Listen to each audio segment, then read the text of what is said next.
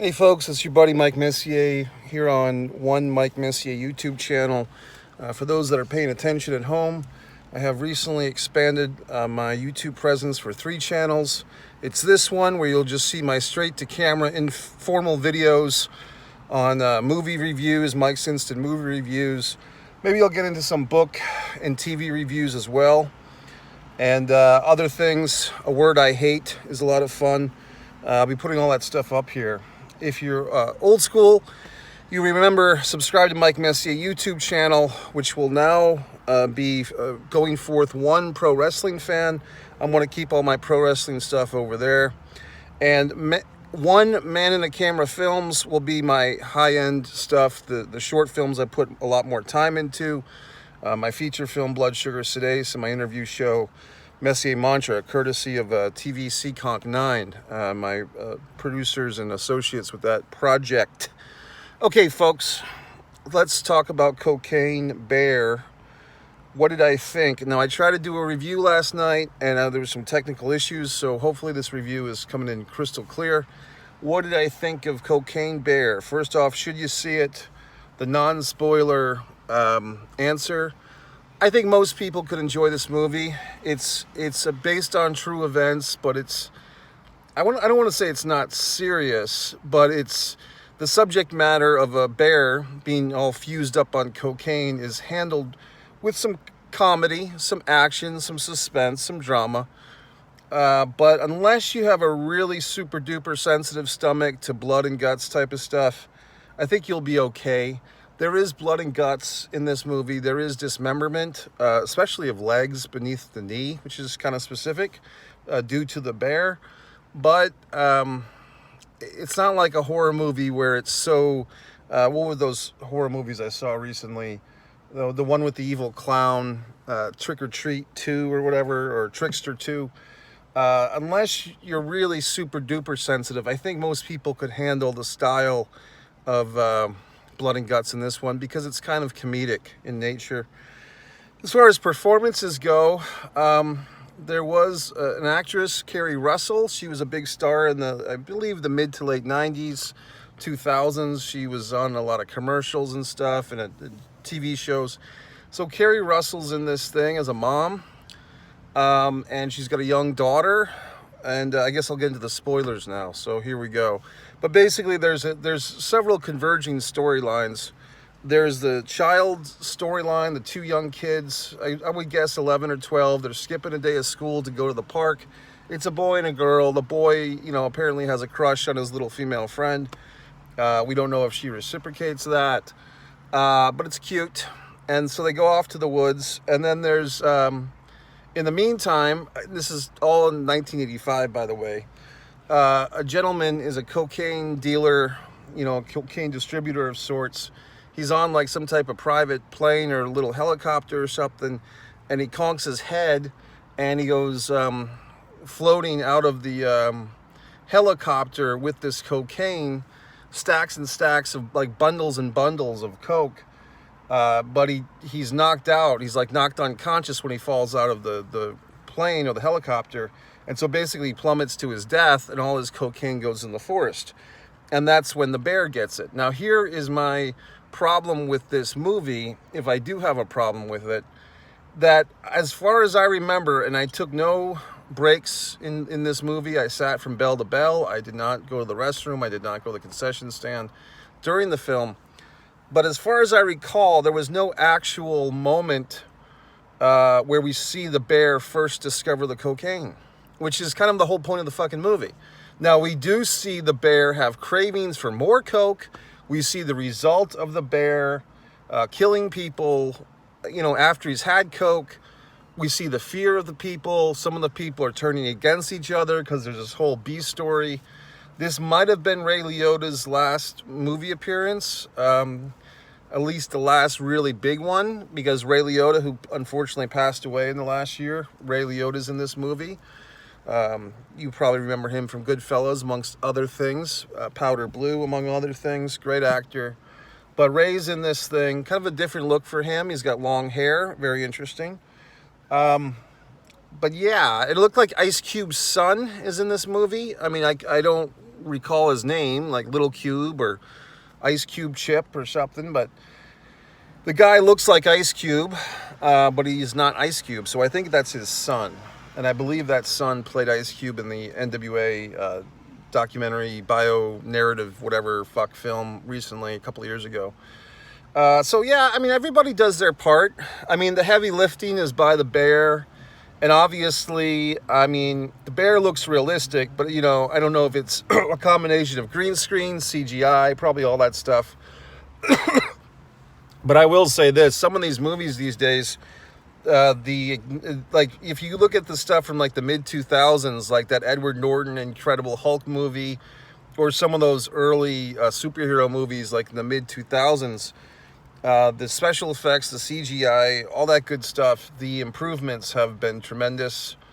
And so it's you can kind of sell yourself on this bear being real. I mean, back in the day, the 70s, the 80s, before then, if you had a special effects movie, just the audience, like I'm thinking of King Kong going back to like the 40s or whenever that came out, the original King Kong, Fay Wray, the audience was just more forgiving because we hadn't seen these special effects, so the audiences of those times hadn't seen these special effects. So anything like a King Kong or a Godzilla or a plane crash was very exciting and realistic, and even Star Wars and stuff.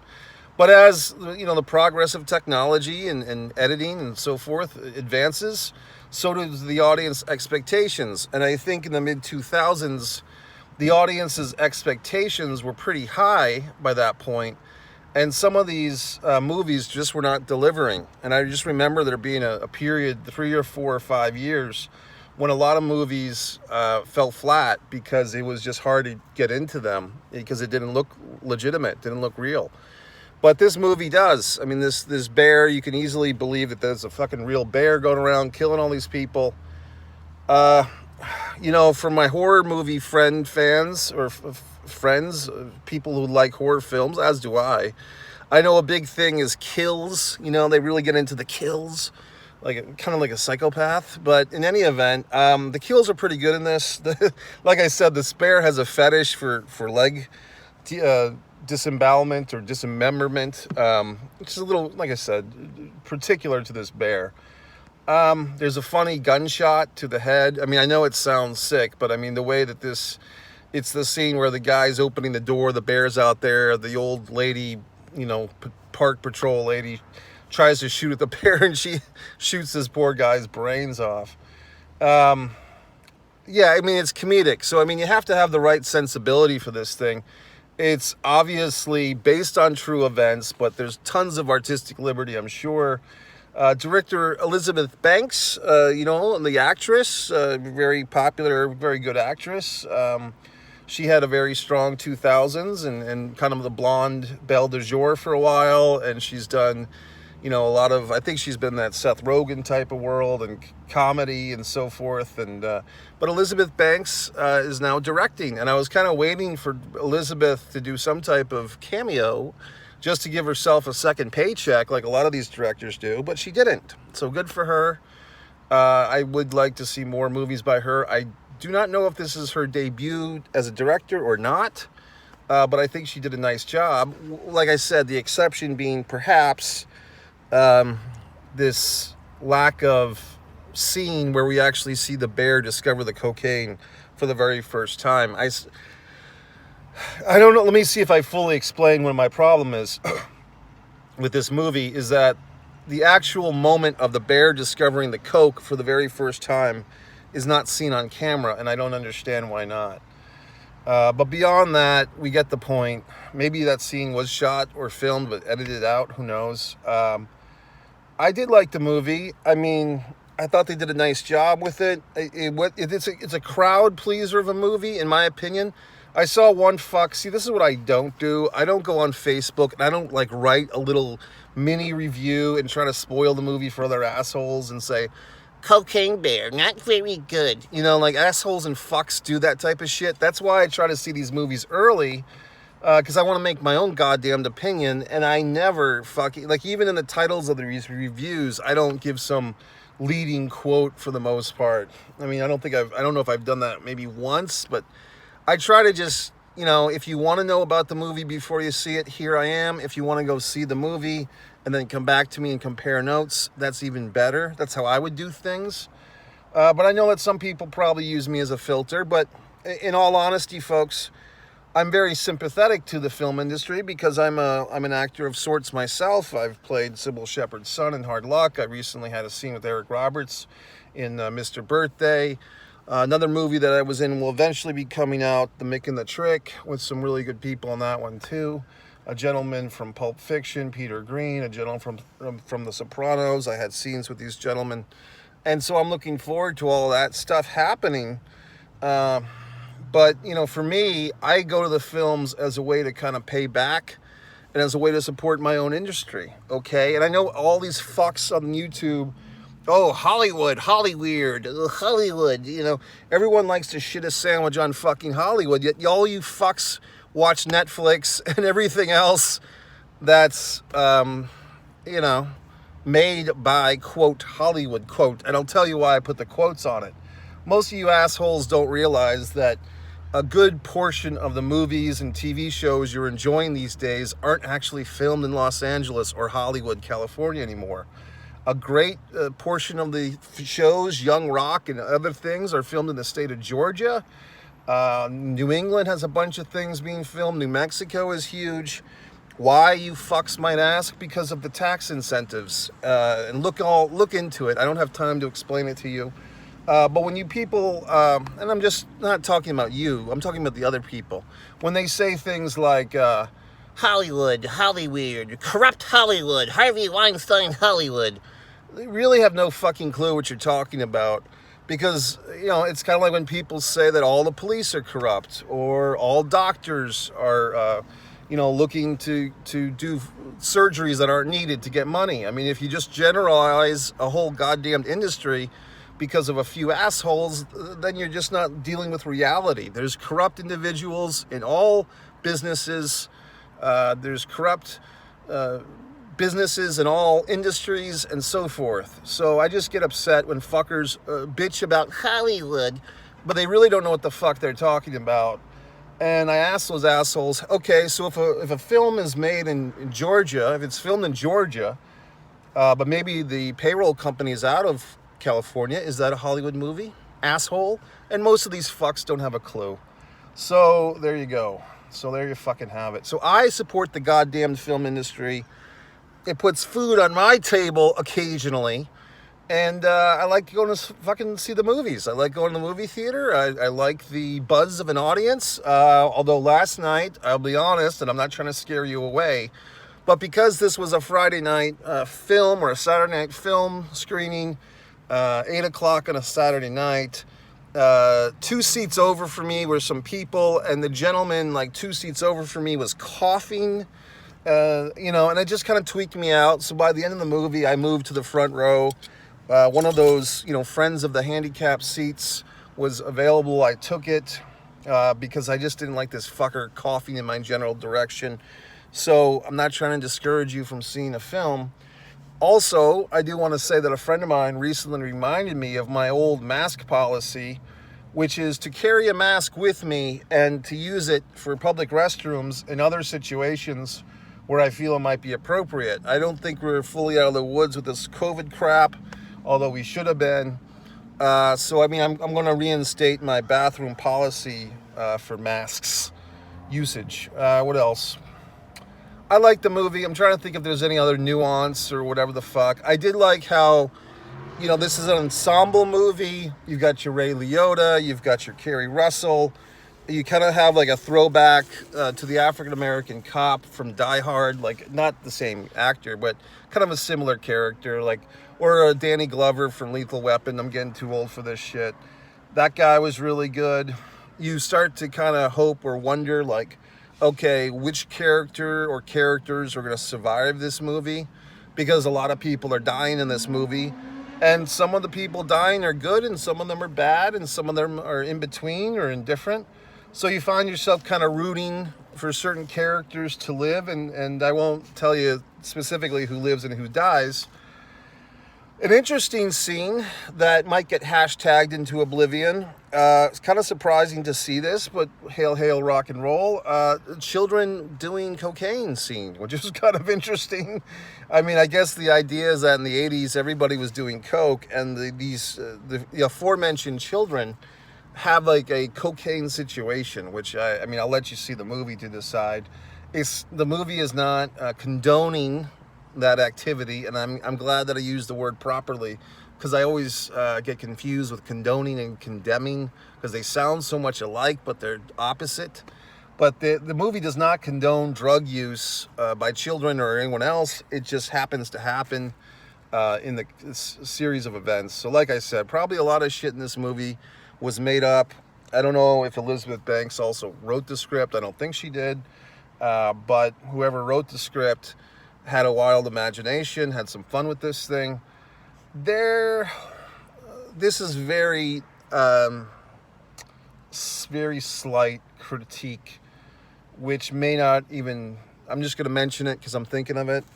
There's a point in this movie where a character is kind of going off on another character, and they use the term seriously, and they say the word seriously the way that we heard it said in American slang for about the last 10 or 15 years. Seriously, just from my own personal thoughts, I don't think in the 1980s, I'm sure assholes in the 80s said seriously as well, but the certain inflection of that question, I don't think that was happening in the 80s like it has been the last 10 or 15 years here in the United States. And I saw a movie a couple of weeks ago, a horror film, She Came from the Woods, where I made the same critique. The character in that movie used the term level up. And that movie was supposed to take place, I believe, in 1987. And sorry, assholes, but nobody was saying level up or next level. I'm sorry, it was next. I'm not sorry. I'm just telling you. They used the term next level. And then, see, next level and level up are both video game references, video game vernacular. So I don't think in 1987 the term next level or level up were being used on a regular basis by people. And I don't think that in this movie that we're discussing now, Cocaine Bear, I don't think people were really using that expression in that context or in that inflection of the voice. So I'm just making my opinion known, okay? So what else? I mean, I had a good time. The audience seemed to have a good time. Like I said, as the movie is a nice length as well. It's an hour and 40 minutes. I did get to the theater. I got into my seat very late, 12 minutes past start time, and there was still another 10 minutes of previews. In fact, the aforementioned coughing fuck in my row was talking to his friends, and they were actually counting the number of previews, and I think they got to 12. So there was a lot of previews last night. And that's a thing that happens when you go see a movie on opening weekend, especially like a big crowd pleaser like this. They're going to put even more previews in front, which I kind of like, to be honest with you, unless the movie's over 2 hours long. And then it's like, have some mercy on our souls. I mean, I'm still thinking about that movie Tar, which was god-awfully too long. 3 hours could have been chopped down to 2 easily and been a stronger movie. Some of these filmmakers fall in love with themselves. They fall in love with the actor's portrayal of the character. And you have to think about the audience as well. I mean, but they don't. So there you have it, folks. So look, in summary, if you like fun, if you like excitement, don't believe what the people on Facebook are writing. Go see this movie. I enjoyed it. Make your own conclusions or don't. But I mean, I would always stress every movie is better on a big screen. Every single movie. I don't think there's ever a movie that's better on a television screen than a film screen, except perhaps pornography, to be quite honest. And what else? I need a segue here. I need a buffer of a segue. But if you want to watch more of me straight to camera ranting and Mike's Instant Movie Reviews, you're at the right place. One Mike Messier YouTube channel for my own short films and feature films. One Man in a Camera Films, and for the pro wrestling fan in you and for everyone, one pro wrestling fan. Mike Messier, have a nice day.